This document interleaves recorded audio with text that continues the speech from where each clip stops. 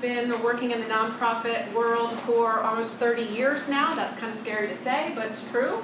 Been on every side of the development equation in terms of running a development office. I have been a volunteer, I have been a board member, I have been an ED development director, and now a consultant. So if you want to know it, I can probably help you with it. If I can't, we have Corrine. A lot of familiar faces. Corrine, Sylvia, I've been practicing as long as Chris, but I was 10 when I started. All right, so to start out with, since we have such a full crowd, I'm not going to ask you to introduce yourselves, but how about how many of you have development plans in your organization? Okay, not many. How many of you have development staff? How many of you have an ED who is the development staff? And how many of you have no staff and the board is doing all the development work? All right, okay, we can work with all of that. All right, so I'm going to start with everything that's up here is in your book. We're not going to talk to all of it. The last 4 pages of our presentation are actually a sample development plan that you can grab and make your own. There are other ways to do that. If you'd like some other options, either one of us can send that to you. But one of the things that we want to talk about is what you start with. Okay? So, fundraising self-assessment. In the beginning of it, and we'll go through that for the next 2 slides, and I actually will talk about that. It's a really helpful tool that they have given you here, okay? In terms of putting together a development plan, you first have to have 2 things. How many of you have strategic plans? If you do not have a strategic plan, do you at least have a list of strategic directions? In terms of putting together the development plan, I like to think of it as layering. So you have your strategic plan, so the board has decided what direction they want to go in. In terms of making that direction happen, you then layer on a budget. So you have your yearly budget. On top of that, you layer on how am I going to make that budget happen. So I worked with an awful lot of organizations that don't charge for their services. So all of that money has to come from somewhere, and that's usually fundraising. And so you have to figure out a really strategic way of deciding where that money's coming from, and then steps in order to find it, okay? So prioritizing funding needs, clarifying the case for donating, those are things that you're going to do in conjunction with putting together the plan and identifying the donor constituencies. Compile into the development plan. So again, first you need to know where you're going, why are you raising the money? You need to look and do a deep dive into your mission and make sure everybody's on the same page with your mission. Then you need to look at strategy. Okay, let's just look at the next year. What do we want to accomplish in this next year? Let's put a budget together for that, and then how are we going to raise that money? So, this is your self-assessment audit. So, this is a tool that you have in your book, and you're going to have your organization look at all of these different things to see what you need to put into your development plan. So, A, do you have your mission statement? Can it be summarized in a few sentences? I'm going to pick on a random person, and I want you to tell me your mission. You. Yes. I don't know, I just got on the board, so I haven't been thinking. Okay. Anybody else? Yes. The Kenneth Flash is a nonprofit performing arts organization, and the mission is to be a leader in Southern Chester County in providing culturally diverse and high-quality performances and education for all people. Wow.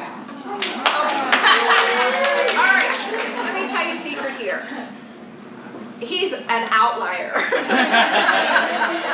I can absolutely tell you that most people cannot recite their mission. However, you should be able to have some simple talking points, one little phrase, this is what we do.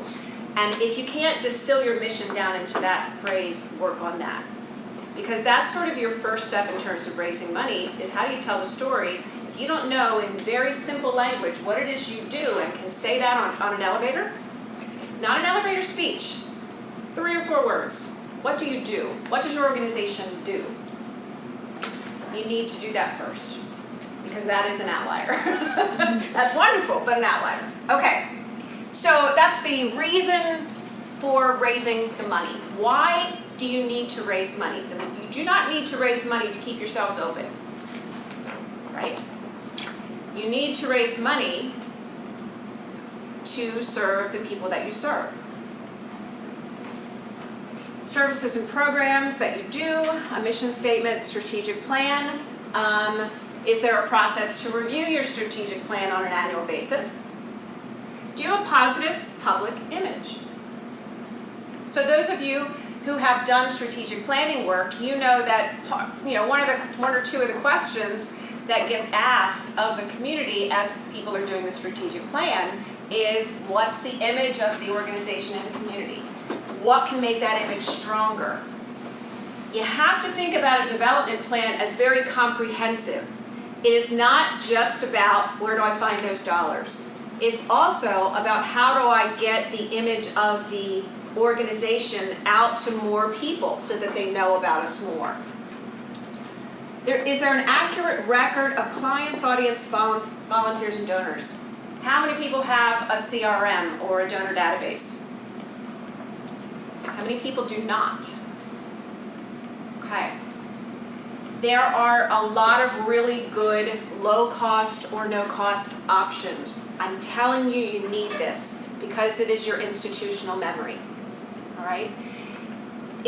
Board members are going to change, staff members are going to change, but your donors will stay if you've got the right information about them so people who are coming in know who to reach out to. It's a really important part of that. Ongoing strategies to build a constituent base and cultivate relationships. Well, if you don't have that database, you don't know who to reach out to. So if somebody comes in and they're the new ED, and they got that mission statement down, but they don't have a database, so they don't know who to reach out to.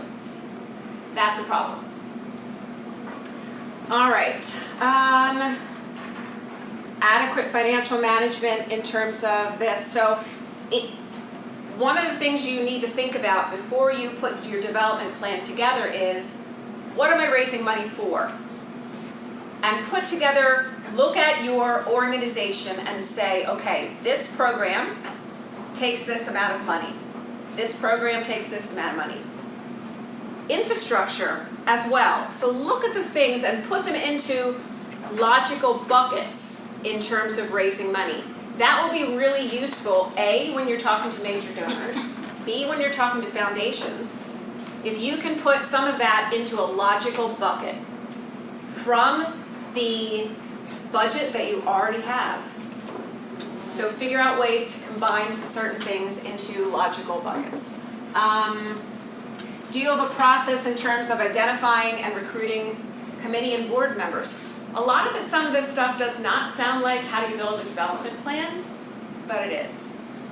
Because you have to make sure some of these things are in place before you go out to raise money. And is there a process to remove ineffective committee and board members? How many of you have board job descriptions? How many of those board job descriptions talk about fundraising? Not as many. Okay. One of the things you really want to be clear with when you're recruiting board members is fundraising is a responsibility of the board. The board is responsible for ensuring adequate financial resources for your organization, especially if you're an organization that does not charge for any of your services. That's fundraising. So the board is responsible for raising money for the organization. That does not mean that they have to go out and make every ask. Fundraising does not equate, hi, will you give me $1 million? It doesn't. What it really involves is telling the story. But is there a process to remove ineffective committee and board members? If you have a board job description, it also should include all of the duties that you are expecting of them, including fundraising, so that when you evaluate those board members every year, and just like you're evaluating your staff member, you should be evaluating board members every year, or they should be doing self-evaluation, saying, yes, I'm doing this. There is a way to remove them. Because if you have dead weight, fundraising expertise and community contacts on the board. So one of the best ways to sort of figure this out is to come up with lists. Let's start with foundations. Come up with lists of foundation board members and distribute them to your board. And just say, who knows these people? Just check by who you know. People might not know who they know. They might know a person and not know they're connected with this organization. And so help them with that. An active and committed board whose members are willing to fundraise. How many of your board members are really excited about fundraising? Wow, there's not one hand raised. I gotta tell you, when I was in college, I was the college photographer. So I worked for the Office of Media Relations. And in the summer, we didn't have anything going on, so they stuck me next door in development.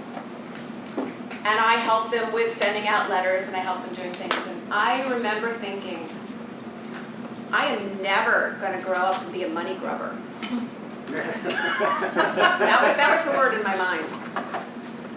And what happened is, when I got my first development job, I ended up running a capital campaign for a fire company. And I fell in love with it. I thought I could never ask for money. I found out it's not that. It's not. It is, how do you tell the story of a need in the community, and how do you find people who are out there who want to help that happen?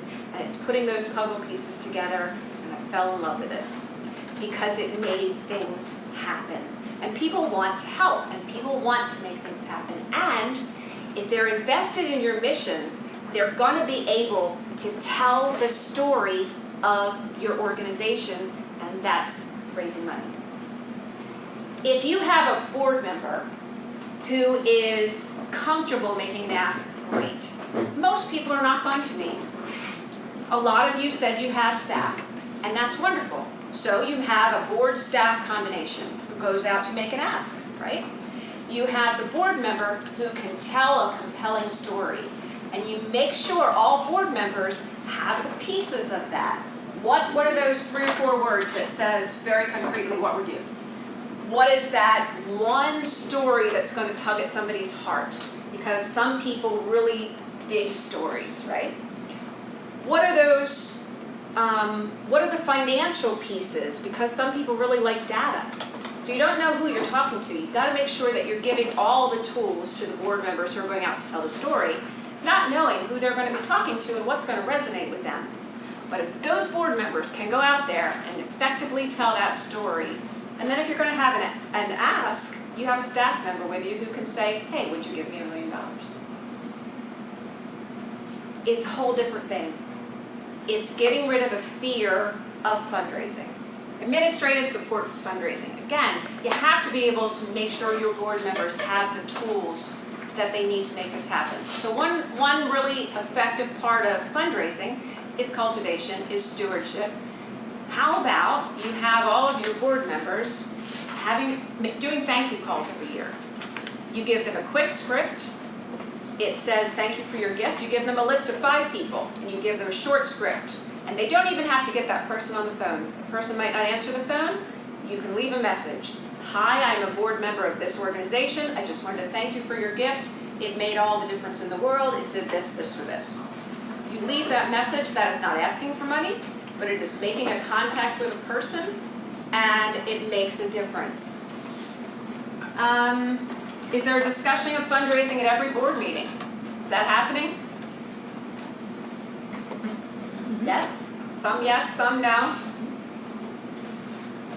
All right, and then you're also going to, in terms of development plan, you're also going to be looking at systems. So is there a system in place for recording donors, for recording donations, gifts, for recording gifts?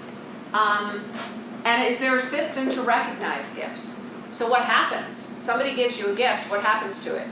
It goes into the bank, does somebody get acknowledged? If they make a gift online, is there an immediate acknowledgement and then a letter sent? If someone makes a gift, who is writing the letter? Is there a personal written thank you on each of these letters that are going out? What's your process? And then is there a process to regularly identify people who could give to your organization? All of that is something that you want to start looking into before you start to put together your development plan. For many of you, this is a slide you've seen before because we talked about it at the last session. Corrine, what does your strategic plan have to do with your fundraising plan? Well, you know, there's a lot. There's a lot that goes into it. As I said in the last session, you start your strategic plan with your vision. The mission is reflected in the vision is expressed in the mission, the values, and in your, hopefully, critical success factors, which then filters into the goals that you have for each of your programs in terms of delivery, marketing, client service, finance, and so forth. So the plan that you come out with, the strategic plan that you come out with, is going to address human relations, finances, fundraising, board development, facilities, and anything else that is really important to your organization going forward. All of those pieces get put into the development plan because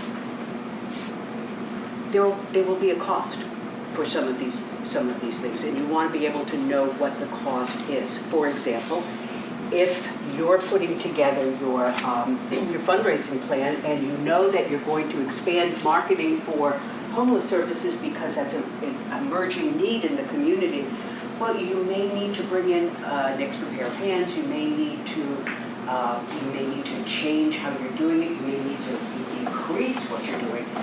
And that has a cost. And the cost, of course, becomes part of the fundraising plan and part of what you're raising money for.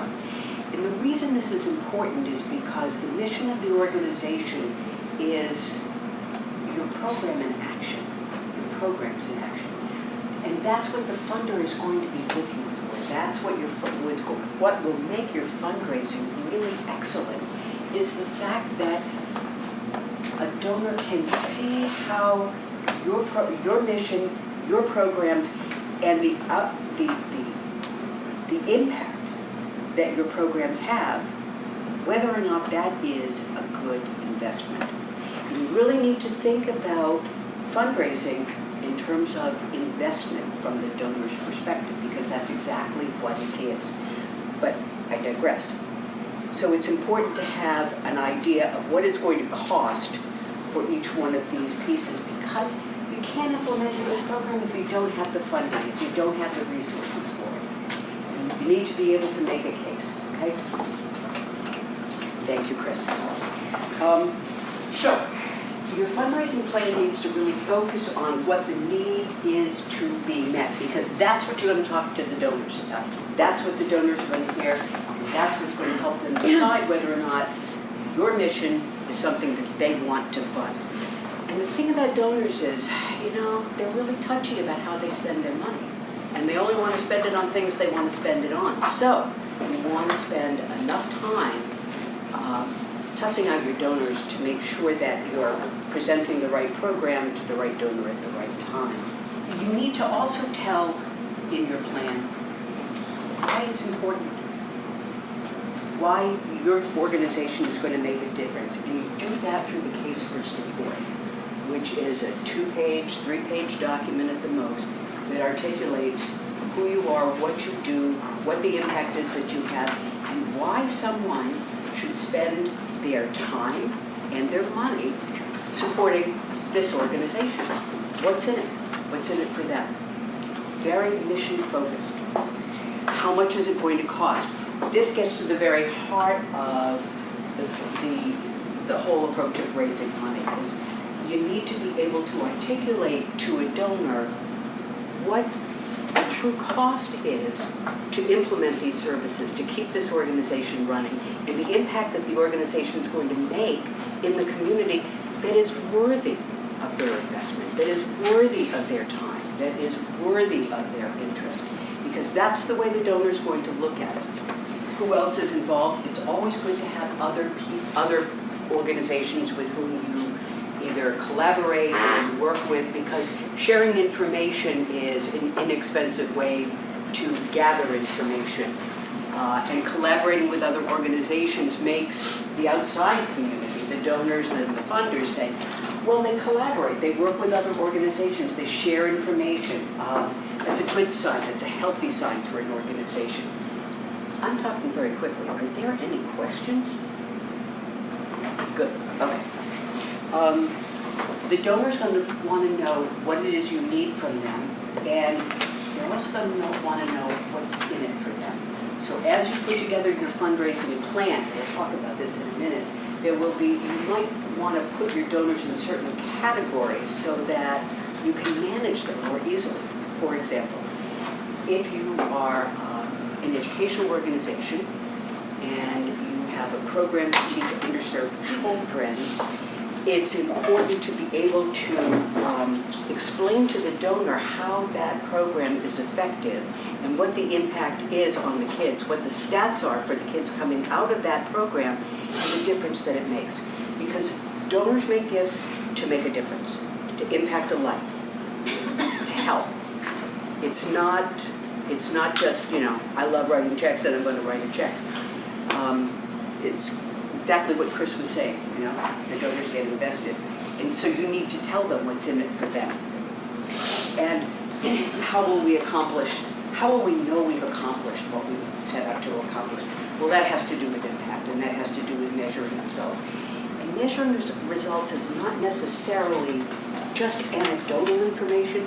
The more hard data you can pull together to show that you have been successful, the more compelling your fundraising plan is going to be. Yeah? Do you have an example case for support documents, something or someone? I don't believe so, but I have some. Just contact me. I'll share some with you. Because there are all different kinds of cases for support. And the case for support really needs to mirror the culture of the organization. For example, if you're I had a client years ago that worked with developmentally, I can't even remember the proper term now, underdeveloped populations. And they were very grassroots. That was the way that they operated. For them to have a gala to raise money seemed out of sync with who they are and what they do. So you want to think about the culture of the organization that you are raising money for, and what would be ways to raise money that would be effective and resonate with that community and share your mission. Because that's part of telling the story of who you are. Answer to your question. Yeah. Thank you. I just have I found that interesting information you made. So if you wanted to be able to really quantify, say for instance, the folks we helped were 22% less likely to be evicted or something like that, to be able to get to granular data on that level. Are there specific measurement tools that we would use? Are there standard definitions that we would use? I'm just kind of curious how we get. There are, and there's a presenter here today who can help you with that. She taught at the university and now she is working with nonprofits. And if you see me afterwards, I'll give you her name. She can really talk to you about what those things are, what those measurements are.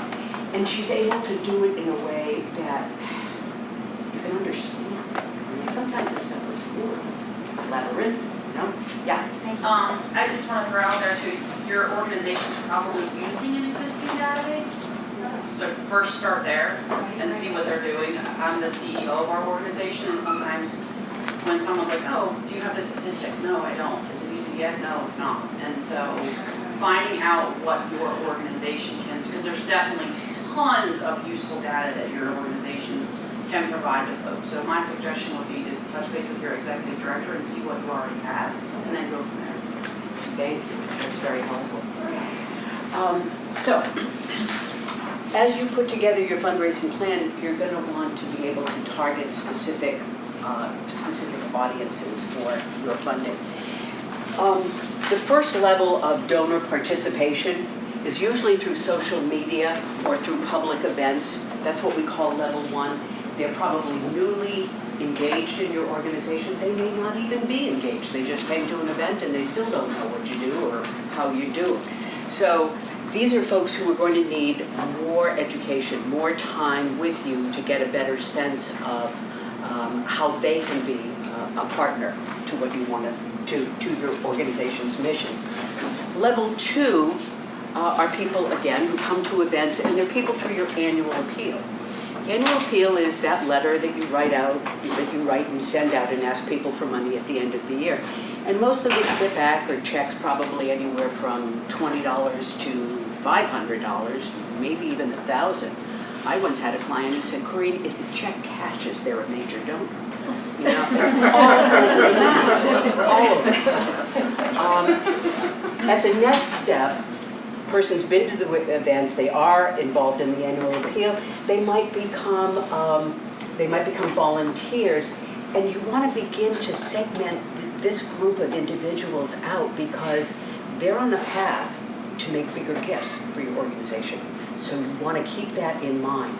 And that's very different than the folks here who have come through social media or might have just come to their first event, okay?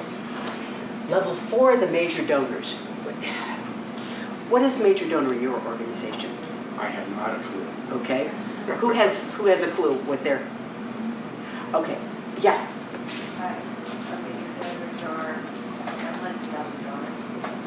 Yeah, that's a good major donor. That's excellent. That's excellent. We'll take very good care of those people. And then those folks who are invested enough to make a big gift in your organization are very likely, it's likely they've been donors for a very long time, and now as they get older, they're thinking about what they're going to do with their accrued assets. They're planning their estates, and those folks are on a direct path to making an estate gift to your organization. Yeah. So this all makes a lot of sense. Oh, good. Where I've been struggling recently, and we touched on it momentarily, and we're sort of setting the stage here, is differentiating these groups of people and also keeping a mind towards equity, inclusion, and all of those things. Because while someone can make a $100,000 gift, and that's very impactful to them, my $100 gift is very impactful to me as an individual, and how do I make everybody feel like they're this important? Okay. Right? Well, you can't. You can't. And I think the next slide speaks to that. But two things before we go to the next slide. If $100 is the major gift in your organization, then those donors in your organization, those donors to your organization, I'm suggesting you kind of segment them out and they get more time and more attention. I know inclusion and equity is very important, but when it comes to fundraising, you got to parse both sides. You want to spend, ideally, you want to spend 80% of your time on the 20% that give you the most. Actually, spend 80% of your time on those people who give you money that covers 80% of your fundraising Yeah, and I drive. think I meant it organizationally or donor driven, right? So somebody that gives $100 wants to have, if they can only give $100 at their annual income is 1,000 versus someone who can give 100,000 and their annual income is $1 million. I think it's a balancing act of making, you know, like, we're guilty of having a party for people who can give at a certain level of banking every year. Well, why are we picking those people and not the people who gave $5? That's where I'm at. Okay, because it has to do with how you invest your resources and investing them wisely. The folks who give you $5, there are things that you can do to thank them and to make them feel well thanked and very much a part of your organization. That's not to say that they should be invited to the parties where the $100,000 donors come, because different populations, different approaches, it's not always I'm equal. not being disagreeable, I just think it feels very counterintuitive. It's to okay, this you can other be side of the world disagreeable. we're trying to learn. It is antithetical to DEI, it just is, that's the truth.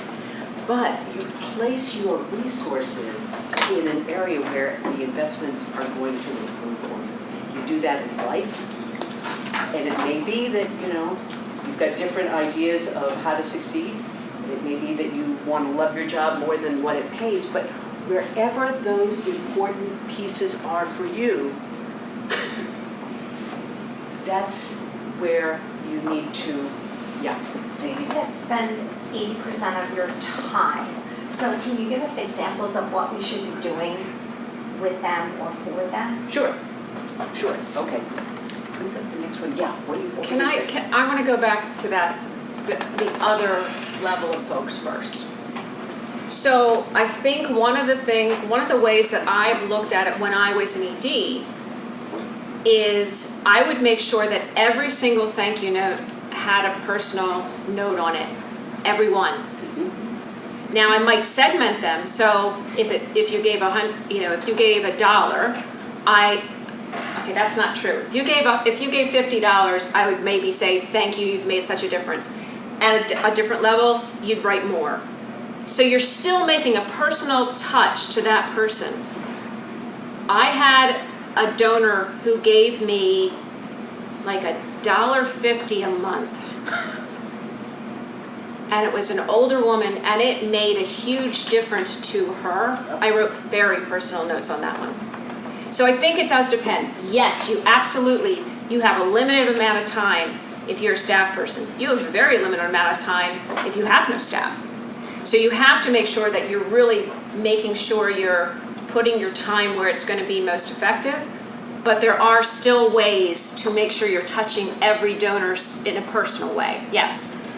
So I'm from the Crime Victim Center, and we started getting an odd gift probably about 8 months ago from someone who was incarcerated. Mm-hmm. It was $17 a month. It was a very, very serious crime. It was Wow. all of the money that he earned every month Yep. for the commissary or whatever they say. And so we were kind of like, how do we say thank you for this one? But he kept sending it. And, we're not going to invite him to, he can't come anyway. Right. But to Bill's point, but I did finally send a personal thank you that said, thank you, this really makes a difference. He sent a thank you for my thank you. Yeah. With his next $17 check. Yeah. So there are ways that we can do it that aren't time costly. Chris raises a really good point, and then there's another way to do that too, and that is, as a CEO or the development director, you don't have to write all of the notes. This is where you can get your board engaged in fundraising. Got it. Have them write notes and have them learn who the donors are, meet the donors at events, make the donors feel welcome, because one person can't do it all. You need to bring the board in, and the importance of bringing the board in is that they're the leaders of the organization. They're the ones with enormous stature in the community. It's a sign of great respect for a board member to single out a donor or to make time to talk to a donor. So use your board for Right. that. You had a question? Yeah, I guess it's more of a comment on the can of worms that Bill opened up here. Chris, you mentioned earlier that it's not all about asking for the $1 million. And identifying with a lot of the communities that Bill is referring to, that donor is actually a lot more valuable than the dollar that they're giving. And if we're able to transfer their story, Yes, Yes. that's the power. absolutely, yes. Bravo. That's the Yep. power in their $100. Yeah. Their commitment and nurturing their commitment to the organization, to the mission, to how you are serving them and why they're giving that $100 is where Yep. I think the investment lies. And that's another level to your story. Yes. So as you're having your board members call people to say thank you, find out why these people are giving. What interested you, and grab those stories, because that is really impactful. I just wanted to follow up on it. So I'm on the one of our local Y boards, and so we're gearing up for our member campaign. And so one of the things that we were talking about doing is kind of what's your why. So when we're asking people to donate, first of all, we're making it very easy. When they check in, there'll be a QR code. They can scan it, takes them right to the donor page, whatever. But then we're also asking them to share why they love the why that they would donate, and then we're doing a wall of why, to sort of display all that, and then incorporating social media too, so that people they're sort of self-promoting. It's their time that they're taking to sort of share why they're contributing. So we're trying to incorporate, leave the heavy lift up to the people that are actually donating. I think all of this is really important as we talk about building a development plan, because you have to think of how are you going to invite people on all these different levels to be involved? Yeah. So I was thinking again about a fire company. When you're doing a big fire campaign, one of the last things you do is a brick campaign, because you want to make sure that community feels like they're involved. And somebody might not be able to give $100,000 to help build a firehouse, but they can buy a $100 brick, and oh my God, my name's there. And they're going to feel invested now in that. So make sure you're offering all different levels of donors opportunities to be invested. Yeah. This is the donor pyramid that I was talking about earlier. People come in on the mailing list, then they go to an event, then they might make an annual gift, and then over time they'll make a major gift. This is it. This is the trajectory for donors. Your development plan needs to include tactics, due dates, assignments, goals, all of this stuff, because you want to be able to track it. You want to be able to know where you are in the plan, how much you've raised, how much you haven't raised, what needs to be done.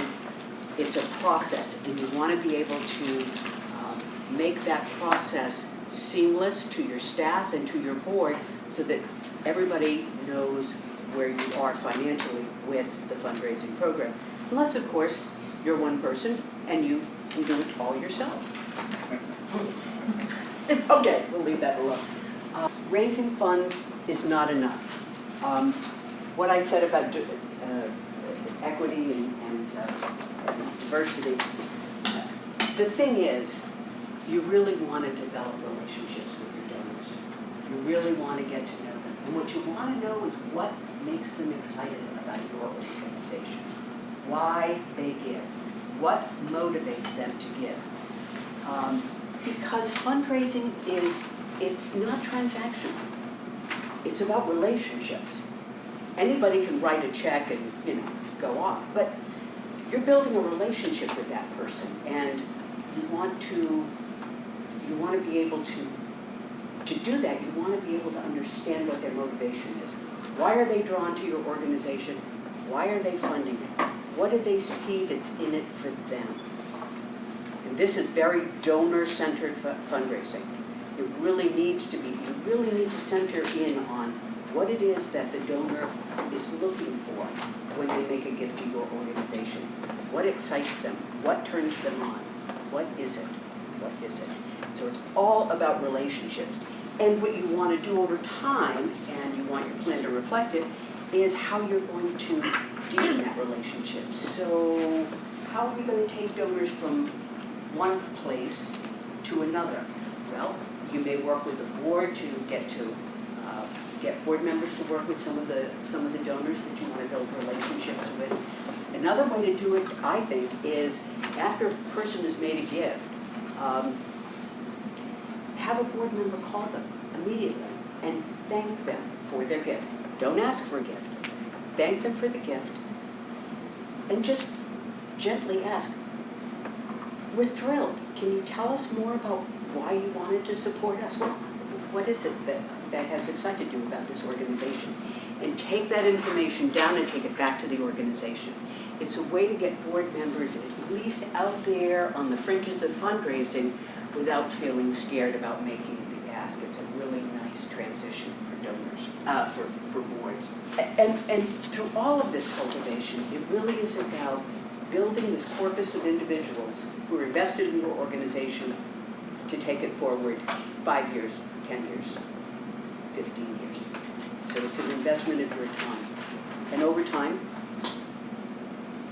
people will climb right up the ladder if they can. Or they will climb up the ladder that they can climb up and make gifts that they're able to make for you. This is what I was trying to say. 20% of the funds that you raise in an annual campaign come from 80% of your donors. That's a lot of people. That's 80% of your database is where 20% of your fundraising dollars come from. Okay? 20%, that last 20%, that's where 80% of your funds come from. So it's a very small number of people who are going to be major donors. The reason I'm making this point is because this is where you want to spend most of your time figuring this out, because this is going to represent 80% of your funding. Thoughts? I only have one. Is Yeah. that if, like, some of us are sitting here scratching our heads, it could be because our individual donor base is so low right now that maybe this math isn't working. Okay. And the reason that we survive and thrive is because we're a very grants-oriented organization. So I think what maybe you're also saying is that once you get things up and rolling again, these ratios will start to apply. So start thinking about where you dedicate your time. But it may not exist today at all, these ratios. Is that fair? Well, these ratios may not exist, but you want to allocate more time for those people who are making the bigger gifts. That's the point. Yeah, that's okay. And spending time means building the relationship. It doesn't mean giving them stuff. It means building the relationship, finding out what excites them about your organization, and building a plan around that to build that relationship with them. It might be bringing them to a workshop. It might be bringing them to your organization when people are working so they can actually see the mission in action, whatever the it is. So the other thing about that is your foundation gift might be a major gift, because foundations are run by people. So most foundations are smaller. They don't have staff, they just have boards. So it's a relational thing. It's not a staff member sitting in the cave and writing grant after grant, hoping that something will stick. It's what fits us. It's making a call and saying, I'm from this organization, I have this particular project, we need this particular amount of money to make this project happen. Is that something your foundation's trustees might be interested in? It's starting to build that relationship. So it's still relational. It's not just sitting in the cave and trying to send out as many grant requests as you can. If you're doing it right, it's very strategically choosing those organizations that fit with your mission. It's also that a lot of major donors have their own foundations. Yep. They might have a foundation at this foundation. They might have a fund at the community foundation, or they might have a fund somewhere else. So they might be giving through another vehicle that is a foundation. They're still people. They're still people that you need to connect with and make sure you're cultivating. Somebody else, yes? I was just gonna say, that's what we do at our organization, our development team and our leadership team. It's not just individuals, it's foundations and other grantors. So they go out and they do presentations of like our mission, our strategic plan, the key programs that we're having. So they strategically identify them, they set up meetings, in-person presentations to draw them in and cultivate it and continuing that growth, that development of, a larger gift a sustainable gift. Right. Yes. So my organization is a lot based off of grants. Mhm. So what is your suggestion? How do you find these donors to make and build and cultivate those relationships? Because I'm hearing a lot of other organizations that have a donor base. So if we're starting from scratch and this is the first executive board, what are your next steps? Where do we find and connect to those donors and those foundations? Interesting. So you are only grant funded at the moment? Right now, yes. We just Okay. got our 501c7 and C3. So it's like we're just starting everything. This is our first new board of directors. Everything is new. So like everybody has these donors and foundations. Like where are you finding them? What is your organization? Good question. What is your organization? It's through my sorority. It's from our national sorority. So we are about helping other people excel throughout the Delaware County. So it's on the needs of scholarship, service, vital womanhood, and mental health. So we're all brand new. So all this is new. So I'm like, I have everything recorded. But I'm like, but where do you start to find donors? Okay, so for your organization, Yes. sorority lists. So is your sorority brand new or is it established? No, it's national, international. It's been established for 100 years. Okay, and so You that's. guys have got a huge legacy. Absolutely. Tradition. Yeah. So people who are in sororities are very, very invested in seeing these kind of organizations succeed. And so that's where you start. So if you think about your donors, it's kind of concentric circles. So who's closest to you? So who's closest to you at the moment is the people you serve, but it's also sorority members. Right. So if you can get lists of the local, regional, national sorority folks and send out some information about what you're doing, that's your starting point. Great advice. Yeah. I'll try to articulate this the best I can. So in this Very well. relationship-based development, one of the things that I think a lot of our organizations have faced is there's been such a high turnover, with the change of the world over the past 3 years. So in a lot of our organizations, the relationships have been splintered. So people, the turnover rate, people that were there aren't there, Yes. people that made the connection and made the relationship from our organizations to the funders aren't there.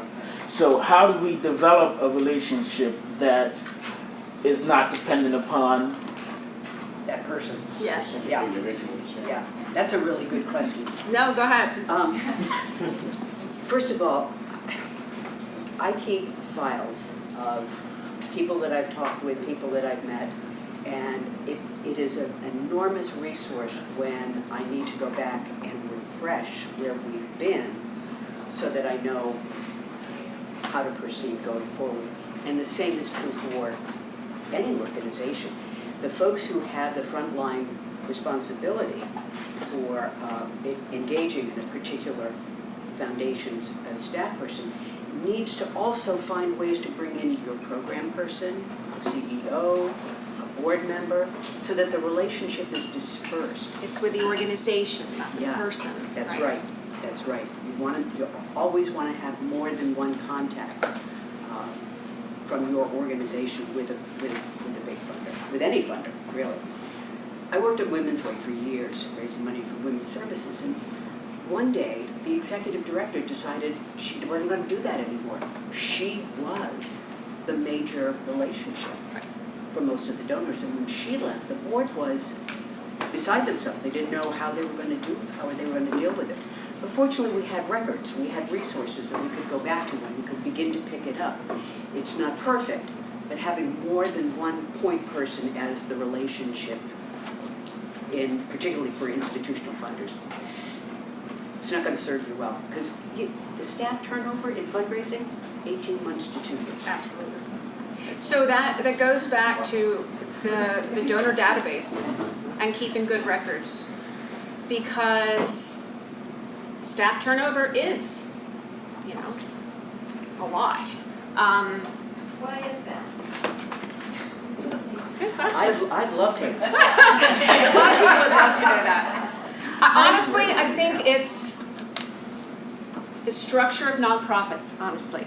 I think it's that boards hire an ED, and that's their first, oh wow, now I don't have to fundraise because that's what they're there for. Then when there's the point where they're hiring a development person, they're like, that's their job now. And we'll go into a little bit of this. I think part of it's that. And so the person goes into it with one expectation of an engaged board, of an engaged organization, and it's not. They try to move it that way, not interested, and they leave. So I think part of it's the culture of nonprofits is what makes that turnover happen. Absolutely, You know? absolutely. There's another component to it, right? I mean, I think the measure of a nonprofit is how much of the money do they raise goes directly into the cause, right? So, you know, the compensation, right, the salaries and costs, right, if it's, you know, it's generally on the lower side, right? Because the measure of success is, 90% of every dollar raised goes to that. That means 10% goes to the staff, right? That's right. And as a result of that, and I say that not as an indictment, but from a board perspective, to way to fix that is do a better job in fundraising, right? Yes. So that you raise the amount of money that gets raised, it's a percentage of that makes Correct. more available for the staff, right? Correct. So, and the other comment I just wanted to make, on it goes both ways, right? I mean, having multiple people within the nonprofit that have contacts with the fund raiser, the individuals that are donor, you want to have additional contacts out there, right? So, and that's where I think, the dinners, right, where you say, hey, bring your spouse, bring your, other people and so forth. You want to have multiple relationships within those funds as Right. well, right? Yep. So, and I think that's where it becomes really important. That's the relationship component of that, right? It Get is. to know us, we get to know you. It deepens that connection. It does. So interestingly, it can be a fascinating opportunity. So you have an ED who's been there for 20 years. Your ideal would be they give you notice, right? Yeah. The ideal is they give you notice and you know who you're bringing in, you have some overlap, and they introduce you to some of these people. That's your ideal. Is that ever going to happen? Very, very rarely, okay? But we talked about the database thing, right? So a new person comes in and say the organization's been without an ED for several months. That new person goes through that database and immediately they have a reason to contact these folks and start developing a relationship. Hi, I'm the new guy. What can you tell me about the organization that you've seen? How can I, best communicate with you? It's an opportunity. So you can turn it around and make it work, but it's tough. It's tough. Yeah, Chris. I just want to respectfully disagree with the answer to the overhead issue is raising more money. Thank you. The answer to the overhead issue is I need to pay rent in order to do what I do. We need to have IT support. We need to have the electric on. We need to have Staff. etc. And so the answer is not, in my opinion, to raise more money. The answer is to change that narrative in society that it is okay for nonprofits to have overhead. They have to have overhead to do what they do, just like every other business in the entire world. And so, yes, raise more money, because that's always a goal. I think I heard it differently. Yeah. I think I heard if the board raises more money, it's less of a percentage. Yeah, exactly. So you can offer more. I completely agree, right? I mean, it takes investment into this type of activities, right? But I think we're all here, right, because we want to be better board members, we want to get better engagement, we want to understand it. We've heard multiple times that one of our major things is fundraising, right? Let's be honest. We don't do a very good job of that, right? I mean, oftentimes we don't even know that is our primary responsibility, right? So Right. I think my point is if we are more effective in what we do, then, it's a rising tide rises all boats. There needs to be further investment in infrastructure and in technology in order to make the efforts that we're doing successful. I'm not saying do it on the shoestring, right? What I'm saying is everyone do their role, the tide rises, and it becomes a more successful endeavor.